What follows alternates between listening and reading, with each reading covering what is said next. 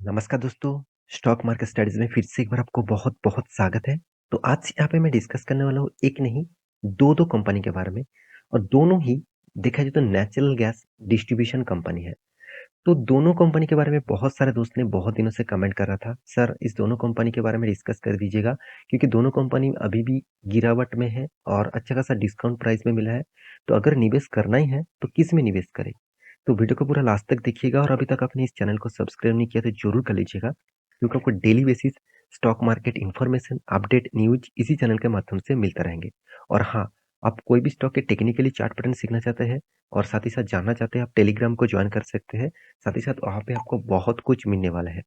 तो जाकर टेलीग्राम को ज्वाइन करिए। और हाँ, और एक रिक्वेस्ट करूंगा, आप जितने सारे शॉर्ट वीडियोस आपके सामने आते हैं उस शॉर्ट वीडियोस को जरूर देखना क्योंकि आप वहाँ पे आपको बहुत सारा इन्फॉर्मेशन डेटा आपको मिलता रहेंगे। तो चलो देख लेते हैं आज के स्टॉक के बारे में। तो कौन सा कंपनी है, मैं दो कंपनी के बारे में बात करूंगा।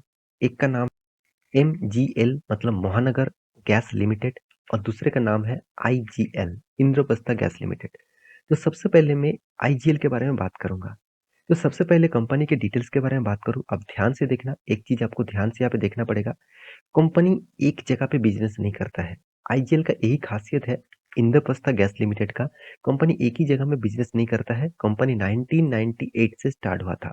तो कंपनी अराउंड अराउंड आप बोल सकते हैं 20 साल हो चुके हैं। कंपनी का एज 20 से 25 साल आसपास हो चुके हैं। तो कंपनी जो है वो इंद्रप्रस्थ गैस लिमिटेड जो बिजनेस करते हैं सिटी गैस डिस्ट्रीब्यूशन के ऊपर, मतलब कंपनी गैस डिस्ट्रीब्यूशन के ऊपर काम करते हैं। और वो भी कहाँ कहाँ पे आप देख सकते हैं, नोएडा, यहाँ पे देख सकते हैं ग्रेटर नोएडा, साथ ही साथ गाजियाबाद, यहाँ पे देख सकते हैं हापुड़, गुड़गांव, साथ ही साथ आप देख सकते हैं मरूद, साथ ही साथ और भी बहुत सारी जगह, कानपुर है, यहाँ पे मुजफ्फरनगर है, साथ ही साथ और भी बहुत सारी जगह है जहाँ जहाँ पे कंपनी क्या करते हैं, खुद का गैस का डिस्ट्रीब्यूट करते हैं। तो कंपनी में एक चीज मुझे सबसे खासियत लगा, आईजीएल जो है वो एक सब्सिडरी है किसका, गेल का। मतलब इसका प्रोमोटर कौन है, गेल है, जो एक गवर्नमेंट कंपनी है। साथ ही साथ इंडिया के नंबर 1 पोजीशन में है गैस डिस्ट्रीब्यूशन इंडस्ट्रीज में। तो उसके साथ आप देखेंगे तो और एक कंपनी भी है, जैसे भारत पेट्रोलियम कॉर्पोरेशन लिमिटेड। तो दोनों कंपनी के साथ जुड़े हुए हैं कौन, आईजीएल। तो एक चीज आप देखेंगे तो मैं चलो एक बार आपको दिखाई देता हूँ, इसका प्रोमोटर कौन है। आप देख सकते हैं गेल इंडिया और भारत पेट्रोलियम कॉर्पोरेशन लिमिटेड। इसका मतलब आप आईजीएल को आप गवर्नमेंट कंपनी बोल सकते हैं क्योंकि जो गवर्नमेंट कंपनी ही उसके ऊपर निवेश कर रखे है, उसका प्रोमोटर ही गवर्नमेंट है, तो अब उसको गवर्नमेंट कंपनी बोल सकते हैं। तो इस कंपनी का खासियत आप देखोगे तो प्रोमोटर के पास 45% का होल्डिंग है, जहाँ पे मैं आपको दिखा चुका हूँ गेल एंड देखा जाए तो बीपीसीएल के पास इस कंपनी की हिस्सेदारी है, मैं पहले आपको दिखा चुका हूँ यहाँ पे। उसके बाद देखिए एफएस के पास पहले भी जितना होल्डिंग था उसी के आसपास अभी भी होल्डिंग है। डीएस के पास कम होल्डिंग था, वो होल्डिंग बढ़ा चुके हैं। और गवर्नमेंट के पास भी होल्डिंग है, पब्लिक के पास भी छोटा मोटा होल्डिंग है। इसका मतलब कंपनी में कुछ ना कुछ तो पॉजिटिविटी है, जिसके लिए हर कोई इंस्टीट्यूशन इसके ऊपर निवेश करना चाहते हैं। अगर इस कंपनी के मैं प्रॉफिट एंड लॉस के बारे में बात करूं तो सबसे पहले आपको सेल्स का रिपोर्ट दिखाऊंगा। सेल्स का रिपोर्ट बहुत शानदार है, बहुत अच्छा खासा सेल्स का रिपोर्ट देखने को मिला। और उसके साथ आप और एक चीज देखेंगे, कंपनी का एक्सपेंस। तो कंपनी का एक्सपेंस, कंपनी हर साल में खुद का एक्सपेंस को कंट्रोल करते हैं। इसका मैनेजमेंट टीम इसीलिए मुझे बहुत स्ट्रांग लगते हैं। अगर कंपनी के इंटरेस्ट के बारे में बात करूँ तो एकदम ना के बराबर है। इसका मतलब कंपनी ने कर्जा जो लिया कभी भी चुकता कर सकते हैं, इस तरीके से कर्जा लिया ना के बराबर। देखिए 9,000 करोड़ की 5,000 करोड़ के आसपास एक्सपेंस करने के बाद, इनकम 7,000 करोड़ के करने के बाद अगर 25 करोड़ का टोटल इंटरेस्ट है तो इसमें क्या बात है, कोई बात नहीं, कभी भी चुकता कर सकते हैं। तो सारे डेटा को एनालिसिस करके यहाँ पे आपको देखने को मिलेगा नेट प्रॉफिट। जो प्रॉफिट बता रहे थे कि कंपनी का जो टैक्सेस है उसको पे करने के बाद भी कंपनी के हाथ में हर साल प्रॉफिट का ग्रोथ होने का पोटेंशियल दिखता है।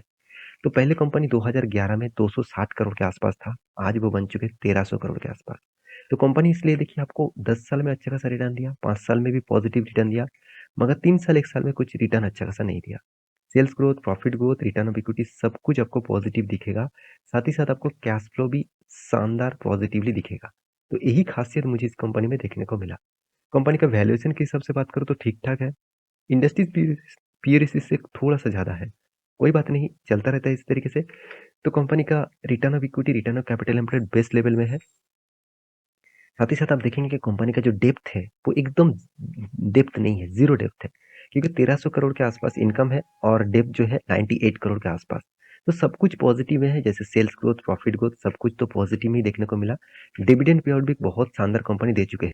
और एक चीज़ मैं ज़रूर कहूँगा, इंटरेस्ट कवरेज भी देखिए 154 टाइम्स इंटरेस्ट कवरेज से पैसा कमा रहा है। ऑब्वियसली कंपनी का जो डेप्थ नहीं है, उस कर्जा तो एकदम ना के बराबर है। उसके हिसाब से इतना बड़ा प्रॉफिट हो रहा है, तो इसका मतलब बहुत शानदार तो प्रॉफिट वो कमा गए, मतलब कमा गए ही। तो साथ ही साथ कंपनी का मार्केट कैप टू सेल्स के बारे में बात करें तो ₹2.5 के आसपास, मतलब ₹1 कमाने के लिए कंपनी को ₹2.5 के आसपास देना पड़ रहा है। तो कोई बात नहीं, ठीक-ठाक है। तो सब कुछ पॉजिटिव देखने को मिला। अभी चार्ट पैटर्न के बारे में बात करूँ तो आईजीएल का चार्ट पैटर्न बता रहा है कि कंपनी कोविड के सिचुएशन के बाद बहुत शानदार एक मोमेंटम यहाँ पे देखने को मिला। उससे पहले कंपनी देखिए लगातार ग्रोथ किया, कितना शानदार एक रैली देखने को मिला। कंपनी का प्राइस था एडजस्टमेंट प्राइस ₹16 ₹10 के आसपास और वहां से कंपनी हाई किए थे करीबन ₹600 के आसपास। ये जो जर्नी है कोई छोटा मोटा जर्नी नहीं है, मल्टी बिगर रिटर्न कंपनी यहाँ पे आपको दे चुके हैं। तो उसके बाद देखिए यहाँ पे बहुत दिनों तक एक ही रेंज के ऊपर ट्रेड कर रहा है। देखिए यहाँ पे एक बिग सप्लाई जोन, यहाँ पे भी सप्लाई जोन को टच किया, सॉरी डिमांड जोन को टच किया और एक देखा जाए तो सपोर्ट जोन को भी टच किया। उसके बाद कोशिश तो किया, यहाँ पे वॉल्यूम तो किए थे। उस वॉल्यूम करने के बाद देखिए फिर से ब्रेकआउट हुआ था और यहाँ पे भी फिर से वॉल्यूम कर रहा है। थोड़ा सा मैं जूम करके आपको दिखा देता हूँ। देखिए अभी फिर से वॉल्यूम कर रहा है। मेरे हिसाब से इस लेवल को ब्रेकआउट करते हैं तो नेक्स्ट लेवल जो है इस लेवल तक जा सकते हैं। तो ये जो लेवल है इस लेवल तक जा सकते हैं, हायर लेवल तक फिर भी वो जा सकते हैं अगर इस रेंज को एक स्ट्रांगली ब्रेकआउट ग्रीन कैंडल के साथ देखने को मिला तो ये था आईजीएल के डिटेल्स। सेकंड जो कंपनी है वो है एमजीएल। तो देखिए महानगर गैस लिमिटेड जो महाराष्ट्रन कंपनी है, जो महाराष्ट्र में ही गैस डिस्ट्रीब्यूट करते हैं और इस कंपनी की खासियत जो है, कंपनी बहुत छोटा है। तो आप कहेंगे सर यहाँ पे खासियत क्या है? देखिए छोटा कंपनी अगर अच्छा काम कर रहा है तो उसको ग्रोथ ऑफ पोटेंशियल बढ़ने के लिए टाइम बहुत कम लगता है। जिस तरीके से तेजी से वो भागते भी हैं उस तरीके से तेजी से वो गिरते भी हैं। तो ये याद हमेशा रखना चाहिए। तो कंपनी 8,000 करोड़ के आसपास मार्केट कैप है। पी रेशियो ठीक ठाक है, इंडस्ट्रीज पी रेशियो के आसपास है। Return of equity, return of capital employed best level में है। कर्जा देखा जाए तो इसके भी ना के बराबर है, कोई कर्जा नहीं है। इसका इंटरेस्ट कवरेज आईजीएल के हिसाब से कम है, फिर भी 85 कोई छोटा मोटा होता नहीं, बहुत बड़ी बात होते हैं। पैक रेशियो भी ठीक ठाक है। Market cap to sales IGL से बहुत कम है, बहुत अच्छी बात है। सेल्स ग्रोथ, प्रॉफिट ग्रोथ देखा जाए तो सेल्स ग्रोथ अच्छा है मगर प्रॉफिट ग्रोथ नेगेटिव में है। अगर इसी चीज को मैं प्रॉफिट एंड लॉस में दिखा दूं तो आपको देखेंगे तो सेल्स ग्रोथ अच्छा होने के बाद भी इसका प्रॉफिट ग्रोथ ठीक नहीं है। इसके पीछे एक लॉजिक मुझे जो समझ में आया वो है कंपनी एक ही जगह पे, मतलब सिर्फ महाराष्ट्र में ही कंपनी बिजनेस करते हैं। उस हिसाब से कंपनी का ग्रोथ और पोटेंशियल उतना ज़्यादा नहीं है। फिर भी कंपनी कंटिन्यूअसली प्रॉफिट को मेंटेन किया, अच्छी तरीके से प्रॉफिट तो किया, मगर प्रॉफिट के जो सेल्स के हिसाब से कंपनी का जो एक्सपेंस है उसको आईजीएल के हिसाब से देखा जाए तो उतना ज़्यादा मेंटेन नहीं कर पाया। तो कंपनी प्रॉफिट हर साल में कर रहा है मगर प्रॉफिट को बीट हर साल नहीं कर पा रहा है। बीच में 700, 750, 900, 800 करोड़ तक पहुंच चुके थे, फिर से 600 करोड़ में आ गया, 500 करोड़ में आ गया। इसका मतलब प्रॉफिट का जो मार्जिन है वो हमेशा वोलाटिलिटी चलते रहते हैं। कंपनी के कैश फ्लो के बारे में बात करें तो कंपनी का कैश फ्लो हमेशा पॉजिटिव दिखेगा। इन्वेस्टर के बारे में बात करें तो इन्वेस्टर भी देखिए promoter, FIIs, DIIs, public, institution हर किसी के पास इस कंपनी का हिस्सेदारी दिखेगा। साथ ही साथ गवर्नमेंट भी इस कंपनी के ऊपर हिस्सेदारी रखे हुए है। तो गवर्नमेंट ऑफ महाराष्ट्र के पास ही 10% होल्डिंग है इस कंपनी के ऊपर। एफआईएस के पास कितना होल्डिंग है आप देख सकते हैं। प्रोमोटर के पास कितना होल्डिंग है और प्रोमोटर कौन है, इसका भी प्रोमोटर कौन है, गेल।